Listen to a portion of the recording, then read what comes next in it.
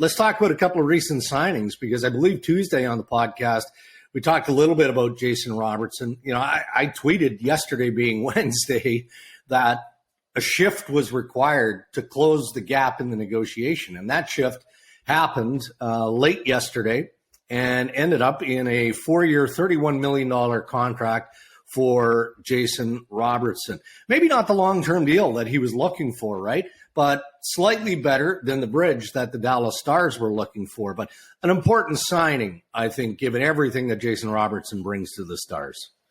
Well, it is. I mean, Robertson, Hintz, and Joe Pavelski were one of the best lines in the National Hockey League last year. And for a Dallas team that is looking to diversify their offense, they hope that new coach Pete DeBoer can bring a different look to that group that Rick Bowness played with. Robertson's critical. He's also young. He's part of their core. I'm curious. He's part of their immediate and future core. I think that's important to note. What was the switch, Dregs? Where was the change? Because it looked like they were stalemated. You know, it feels like it had to come more from the Dallas side of things. So maybe owner Tom Ghilardi got more actively involved and said, look, let's give the extra year, the extra 2. As I said, I think Dallas was pushing for that bridge. And initially, Jason wanted a long-term, maybe even the maximum, 8 years. Of course he did. But it doesn't help the player not playing either. Or as you've said repeatedly, when you miss training camp, you miss the preseason, you're expected as a 40-plus goal scorer to step into the lineup immediately and be impactful and contribute. But when you're starting behind the 8 ball, like every player who misses time does, then that becomes a challenge. So perhaps that was the compromise. So I look at the way Dallas, they're 2 big signings in the offseason. They signed Jake Ottinger to 3 years, and they signed Jason Robertson to 4. So they stagger out those 2 contracts, which are, you know, among their most important players going forward. Robertson will be a restricted free agent still at the end of that deal.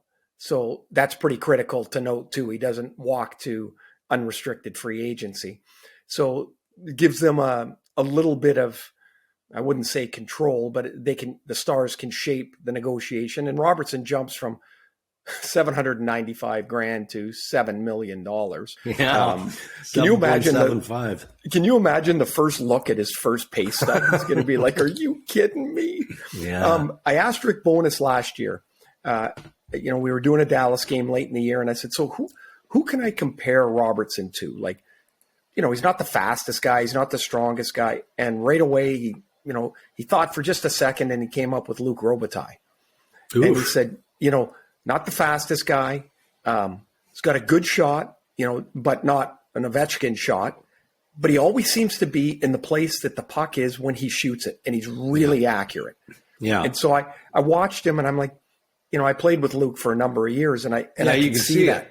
You can see it. And I was like, it's a really good comparison. So Dallas, pretty excited, I'm sure, to get Robertson in the fold. Hey, thanks for tuning into our YouTube channel. And while you're here, why don't you do us a solid? Hit like and subscribe.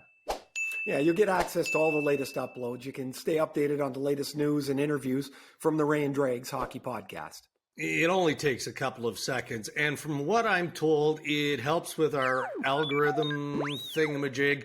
Anyway, We appreciate the support.